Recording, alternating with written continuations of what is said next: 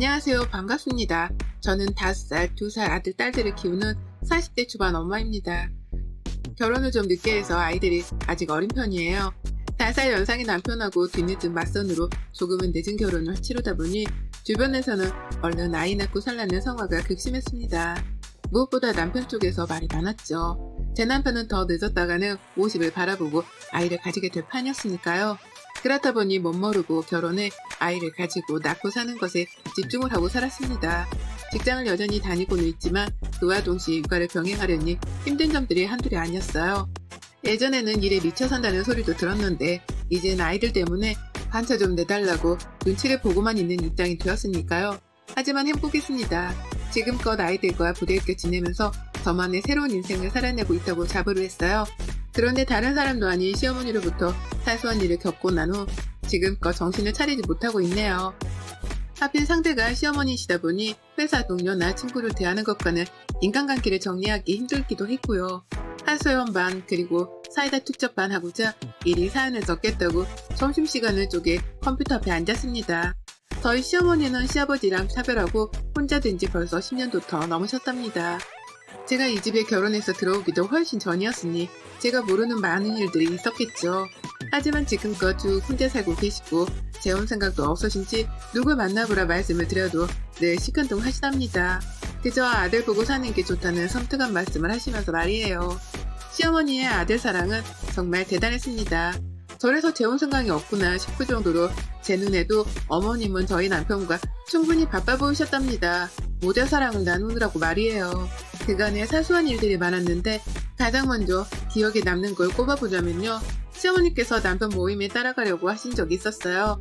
남편 회사에서는 연말마다 직원들이 배우자를 불러서 회사 옥상에서 작은 파티 같은 걸 했습니다. 지금은 코로나 때문에 모이지 못하지만 작은 규모의 회사였다 보니 이게 연례 행사 같은 의미로 사용이 되었었죠. 저는 결혼 직전에 처음 참석을 했었고 결혼하고 나서는 매일 참석을 하겠구나 생각했죠. 그런데 그 해에 어머님이 자기가 대신 그 자리에 가겠다고 하는 거예요. 제가 결혼한 해에 바로 임신을 한 바람에 그 당시 임산부였는데요. 몸 때문에 일어나는 걸 조금 버거워하고 있으니 뜬금없이 이 말을 꺼내신 겁니다. 남편 회사 파티는 아무래도 자신이 가야겠다고 말이죠. 눈이 동그래지는 건 저도 그렇고 남편도 마찬가지였어요. 거길 엄마가 왜 가냐면서 바로 반박을 하는 남편을 보며 저 또한 이게 무슨 상황인가 싶어 혼란스러웠죠. 보통의 엄마들이 아들 회사 파티까지 따라가려고 하나 싶어 이해가 가질 않았거든요. 하지만 어머님은 남편이 총각 일정에도 가지 않던 회사 파티를 갑자기 결혼하고 나서야 가겠다고 고집을 부리셨고 그 해부터는 남편이 더 이상 회사 파티에 대한 언급을 일절하지 않기 시작했답니다. 또 어머님이 가겠다고 하실까 싶어서 어머님 몰래 저하고 둘만 공유를 하며 회사 파티에 참석을 했었네요. 뭐 그 밖에도 나서지 말아야 할 곳에 나서겠다고 하신 적이 한둘이 아닙니다. 제가 아이를 낳을 때에도 남편은 밖에 있으라면서 자신이 수술실에 들어가겠다고 팔을 걷어붙이다가 저희 친정 부모님께 제지를 당하기도 하셨어요. 그때 저희 엄마는 시어머니의 행동을 보고는 제가 아이를 낳고 난 후 조리원에 들어가 있을 적에 하루도 쉬지 않고 흉을 보셨답니다. 어떻게 시어머니란 사람이 며느리가 애를 낳는데 남편 대신 수술실에 따라 들어가겠다는 말을 하냐면 말이죠. 살다 그런 시어머니는 처음 봤다면서 저를 걱정어린 눈으로 바라보는데 그제서야 새삼 느껴지더라고요. 우리 시어머니가 보통 내기는 정말 아니라는 거 말이죠. 당장에 처치를 하지 못하더라도 어머님께 간섭당할 구실을 만들지는 말아야겠다는 생각은 했어요.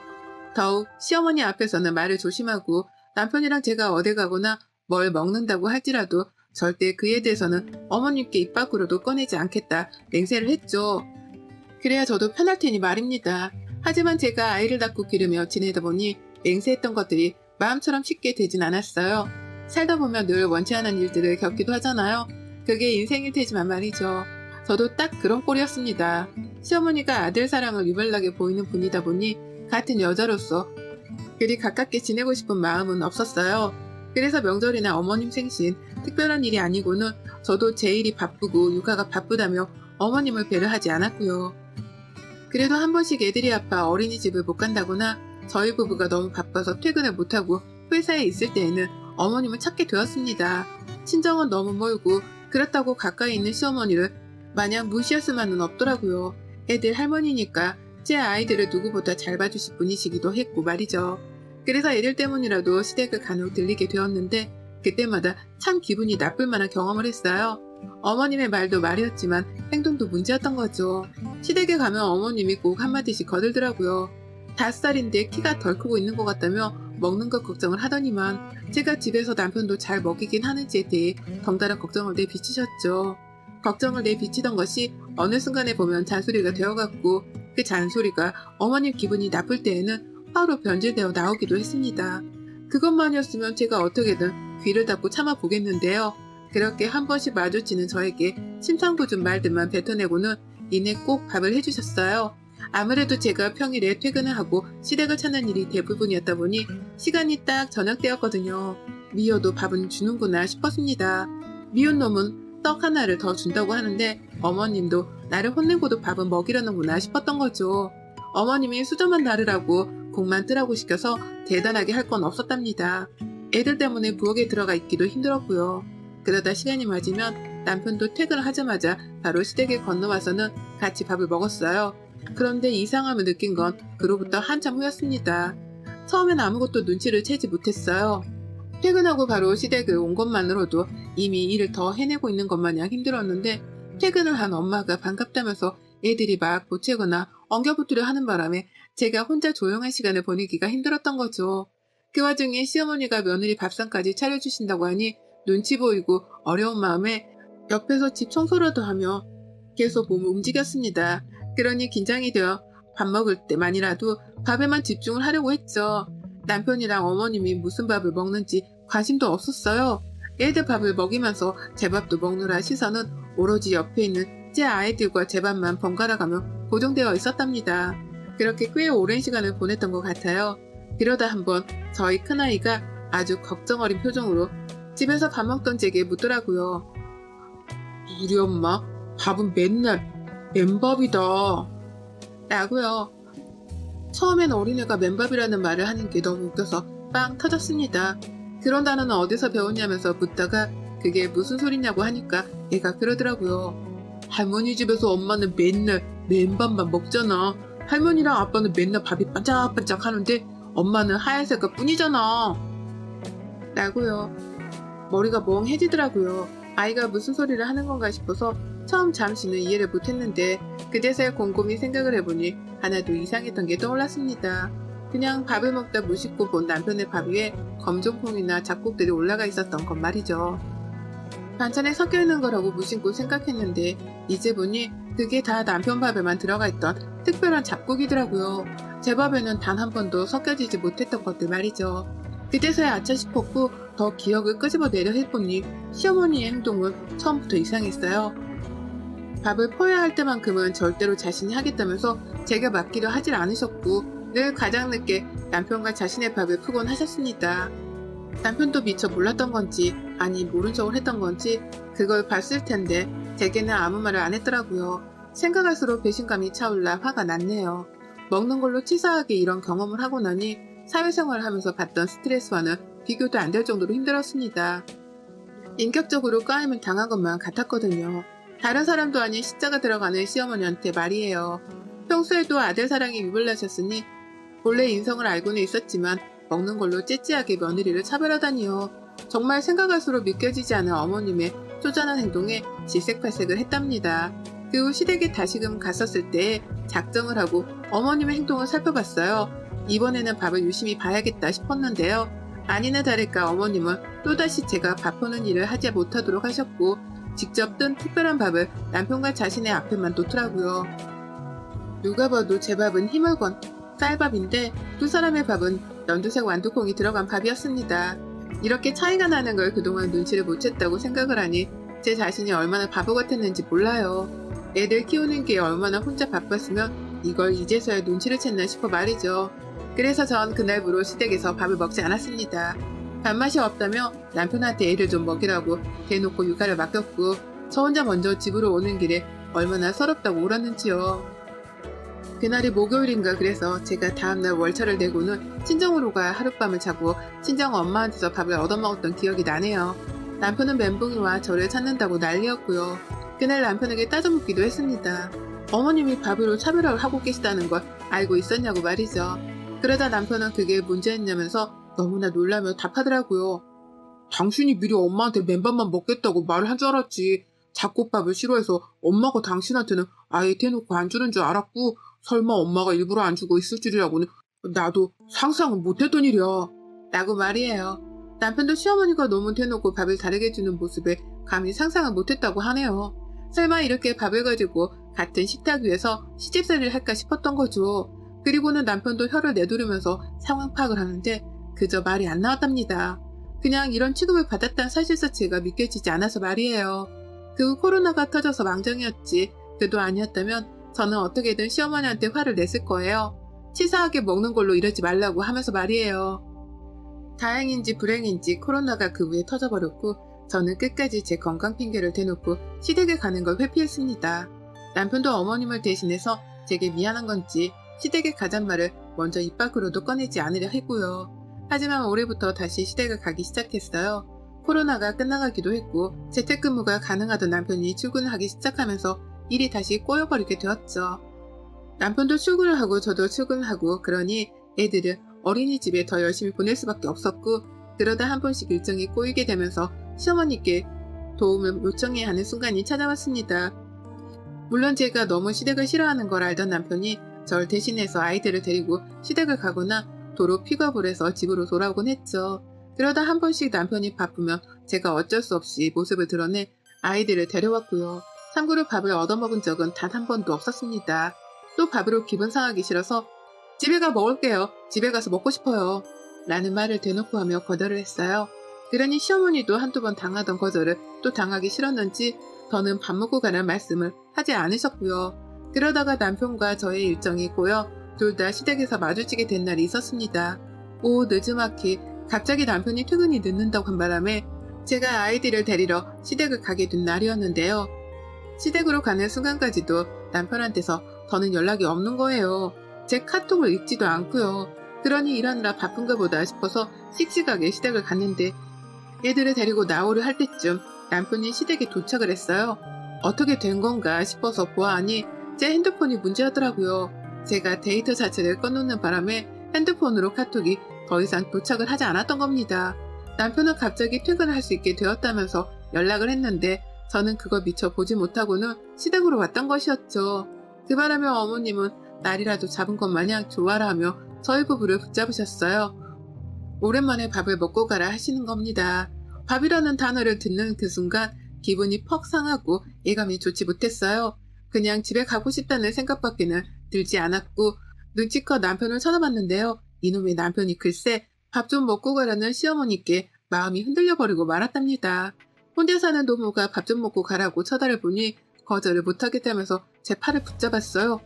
조금만 줘. 간단하게 줘. 라고 하면서 어떻게든 잠시라도 밥만 먹고 가자며 저를 바라보는데 부글부글 차오르는 화를 겨우 누르면서 자리에 앉았습니다. 지난날의 기억이 떠오르는 걸 참아가면서 설마 이번에도 나한테만 맨밥을 주실까 싶었죠. 그렇게 저는 자리에 앉아있다가 A상이라도 어머니께 도와드릴 게 없냐며 주변을 어슬렁거렸어요. 그러면서 제게 퍼즐밥을 유심히 살펴보려고도 했고요. 그런데요, 여러분, 믿기지 않는 일이 벌어졌답니다. 제가 분명 밥 때문에 기분이 상해서 그 후로는 시어머니 앞에서 기분이 나쁜 티를 내가며 밥 먹길 거부해왔거든요. 대놓고 밥은 집에서 편하게 먹겠다는 말씀도 드려가면서 말이에요. 그리고 코로나 시국에는 한 번도 시댁을 찾아오질 않으며 제 딴에 티란티를 내왔었습니다. 코로나 이후 다시 뵙고 나서도 그리 살갑게 굴려 하질 않았고요.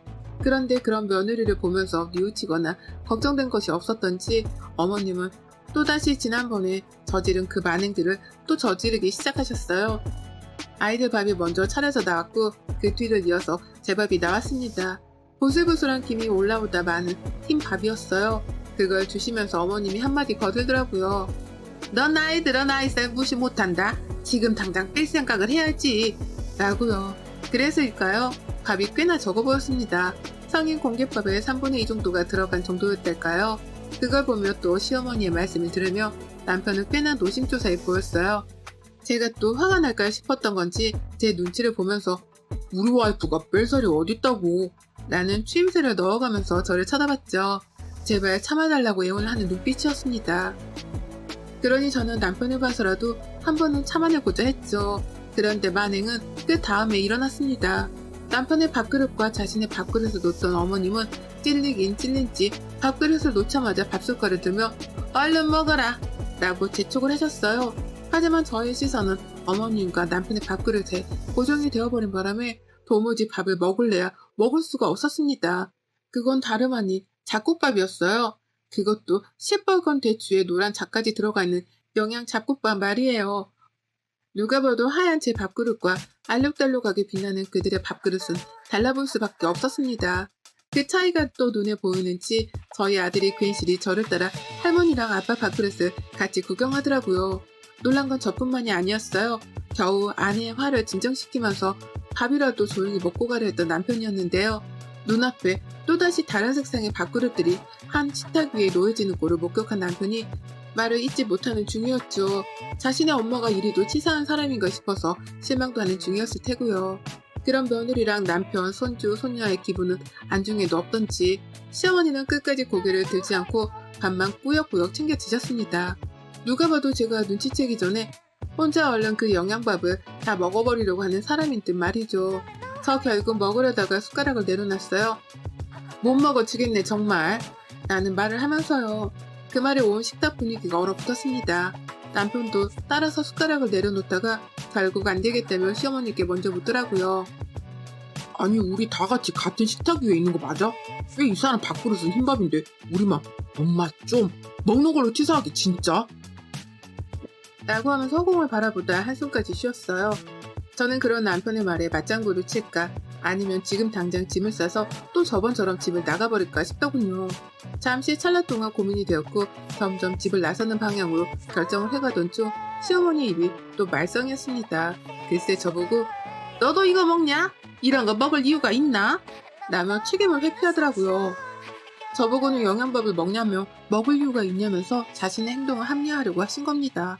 다 같이 밥을 먹는 식탁 위에서 다 같이 어른이면서 나 혼자만 쏙 빼놓고 지들끼리 영양밥을 먹으면서 저한테는 먹을 이유가 없다며 고개까지 갸우뚱거리며 모른 척을 하는데 기가 막힌 노릇이었어요. 기분이 나쁘고 좋고를 떠나 어쩜 이렇게 며느리에 대한 배려가 없으신 건가 싶어 고개가 절로 저어졌네요. 이런 저를 보면 남편은 마찬가지로 실망을 한 건지 같은 사람인데 먹을 이유가 있냐니 못 먹을 이유는 뭐야? 라고 하면서 급기야 자신의 밥을 저에게 내어줬어요.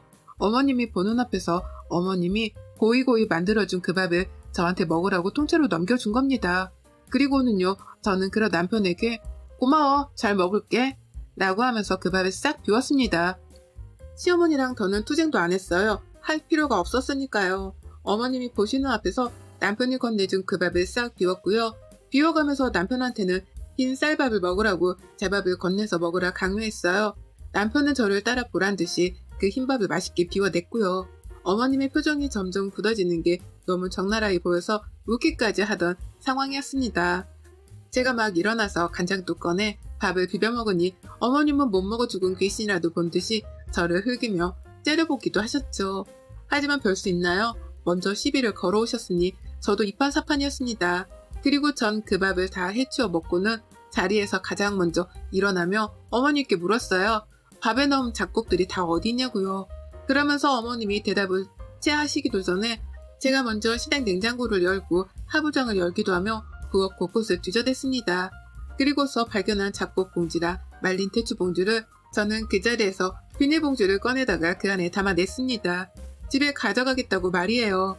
어머님이 놀라 벌떡 자리에서 일어나 잡곡을 챙기려 하셨는데요. 저는 이렇게 딱 잘라 말하며 어머님이 더는 움직이지도 못하게 했답니다. 잘 먹을게요. 저도 이런 거 너무너무 좋아하는데 우리 어머님이 그간 모르셨나 보다. 뭐 기분은 상하는데 모르신 거니까 이해는 해드릴게요. 그나저나 제가 이거 너무 맛있어서 그런데 다 제가 집에 가져가서 해먹어도 되죠? 우리 남편은 이런 거 섞은 거 별로 안 좋아하니까 쌀밥만 먹일게요. 어머님이 아들 취향은 몰라도 너무 모르시네. 라고 했거든요. 당신 아들한테는 쌀밥만 먹일 거고 나는 앞으로 이 잡곡을 다 내 밥에다 해먹을 거란 걸 못 박았습니다. 그렇게 다 못을 받고 잡곡 든 봉투를 들고는 시댁을 뛰쳐나와버렸어요. 어머님은 잡곡을 눈뜬 채로 저한테 빼앗겼고 당신 아들이 흰밥을 먹은 걸로도 모자라 이젠 집에서 흰밥만 얻어먹을 거란 사실을 직감했는지 따라 나오지도 않으셨어요. 남편은 그 뒤로 이어 애들을 챙겨 저를 따라 시댁을 나왔고 그날 저녁 내내 깜깜무소식이던 시어머니한테서 밤늦게 카톡이 날라왔답니다. 그것도 남편이랑 저를 단톡방에 초대까지 해서 말이에요. 시어머니가 단톡방에 사람을 초대하실 줄도 안다는 사실에 놀란 것과 동시에 저는 어머님의 말씀에 또다시 놀랐습니다. 다음부터는 밥 먹으러 시댁에 오지 말라네요. 제가 부엌 먹거리를 또 거덜낼까 싶으셨는지 앞뒷말을 싹 다 잘라먹고는 아예 오지를 말라고 하시는 거예요. 그래서 제가 뭐라고 답장할게요. 감사합니다. 라고 대답을 했답니다. 그 말 하나 남기고 1초의 망설임도 없이 단톡방을 탈퇴했어요. 저는 어머님의 말씀을 고지고대로 받아들일 거고 이제 다시는 시댁에 가지 않기로 맹세를 했답니다. 먼저 오지 말라 해주셔서 감사하단 마음으로 말이에요. 세상에서 제일 치사한 게 밥 가지고 차별하는 건데 어머님의 그 짧은 생각 때문에 이제 며느리랑은 겸상도 못하시겠네요. 어머님 아들은 당분간 어머님 덕분에 쭉 흰밥만 먹을 예정입니다. 여러분의 생각은 댓글로 남겨주세요. 오늘도 시청해주셔서 감사합니다.